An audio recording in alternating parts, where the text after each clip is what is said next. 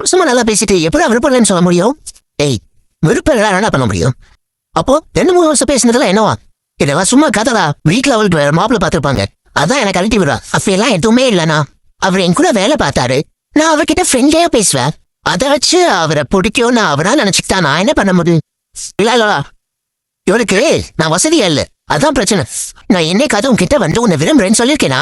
சொல்லுங்க, சொல்லிட்டாங்களாடா? இல்லனா நான் ஒரு நாளும் அவர்கிட்ட லவ் பண்றேன், அவரை பிடிச்சிருக்கிற நான் சொன்னதே இல்லை.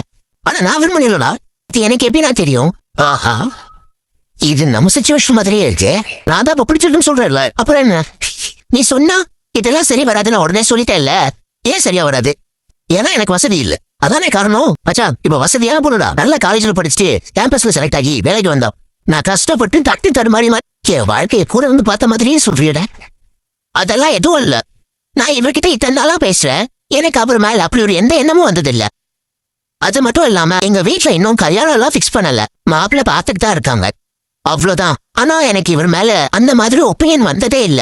இவர்கிட்ட இம்ப்ரெஸ் ஆகவே இல்லை. ஒரு ஃப்ரெண்டா எனக்கு இவர் ஓகே, ஆனா கல்யாணம் பண்ணிக்கிற அளவுக்குலாம் நான் யோசிக்கவே இல்லை. எனக்கும் என் வாழ்க்கையை பத்தி ஒரு ட்ரீம் இருக்கும்ல, என்ன மாதிரி ஒரு ஆளை நான் கல்யாணம் பண்ணணும், அவர் கேரக்டர் எப்படி இருக்கணும்னு நானும் சிலதெல்லாம் யோசிச்சு வச்சிருப்பேன்ல. அது இதுலயுமே சதீஷ் வரலையம்மா.